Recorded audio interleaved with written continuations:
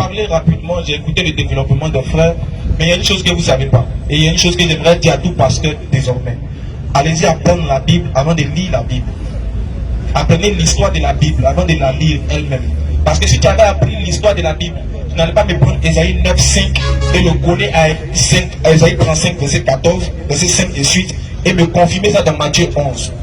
La confirmation de Ésaïe 9, 5 là, c'est dans Ésaïe 7, 14. Il s'agit du fils, il s'agit de Ézéchias, le fils du roi Akaz, qui est né 749 ans avant Jésus.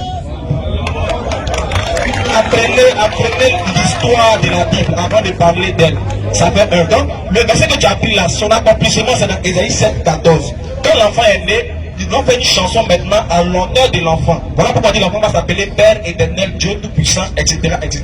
Et puis, ce que vous devez savoir, dans la Bible, il y a ce qu'on appelle les noms théophores. Ça veut dire les noms qui ont des attributs divins.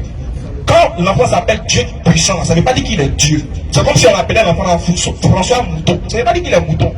On appelle ça un nom théophore. Pareil que Ismaël. Ismaël signifie Dieu a exaucé ma prière. C'est un nom qui a un attribut divin. Ça là, on fait ça en cours pastoral première année, avant de devenir pasteur. Maintenant nous, avant de partir d'ici là, regardez bien, maintenant revenons, nous, on aimerait que d'abord, avant d'ouvrir la Bible, il faut la fermer et réfléchir d'abord soi-même. Afin de Jésus et Dieu là. On peut régler ça avant d'ouvrir la Bible. Moi je vous pose une question. Vas-y, je veux que ça reste marqué pour des bons. Répondez à la question jusqu'à on va finir le forum. Je veux savoir, Marie, mère de Jésus là, elle adorait quel Dieu avant d'être enceinte?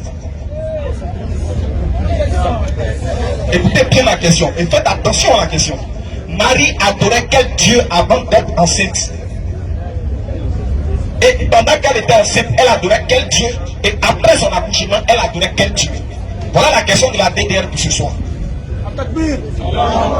Donc pour vous dire, pour démontrer que Jésus n'est pas Dieu, on n'a même pas besoin d'ouvrir la Bible. Parce que vous les évangéliques, si je m'abuse, vous êtes évangéliques. Vous les évangéliques, vous n'êtes pas évangélistes. Ok, bon c'est pas grave. Mais néanmoins, de la manière que vous dites que Jésus est Dieu, je suis sûr que vous n'accepterez pas que Marie soit sa mère, la mère de Dieu. Vous accepterez que Marie soit un canal par lequel Jésus passe, mais vous n'allez pas accepter que Marie elle-même est la mère de Dieu. Mais en même temps, vous faites de Jésus Dieu, venu sous forme humaine. Mais attention, le problème est simple.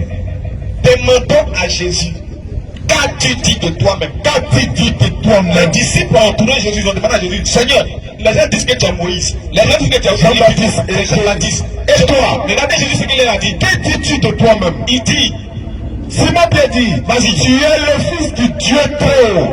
Jésus regarde Pierre, il dit, mais que dis-tu de moi? Pierre qui a mangé à Jésus, il a dormi à Jésus, il a vécu à Jésus, il n'a pas dit que Jésus est Dieu. Bizarrement, nos frères chrétiens de 2021 disent qu'il est Dieu. Bon, c'est pas grave, apportez encore des éléments, mais ne touchez plus Ésaïe 7, 14 et Ésaïe 9, 5. Alors, professeur, je vais essayer là seulement pour vous corriger sur les versets que vous avez cités. Mais n'oubliez pas ma question. Quel est le Dieu que Marie adorait avant d'être enceinte? Merci. Fermez le micro. Fermez les guillemets. Et le frère m'a posé une question, à l'assemblée ici, présent devant lui, pour savoir si quelle est la divinité de Marie avant d'enfanter Jésus-Christ. Mais qu'est-ce que Marie adorait? Qu'est-ce qu'elle a adoré? Qu'est-ce que tu... Je ne peux même pas répondre à cette question.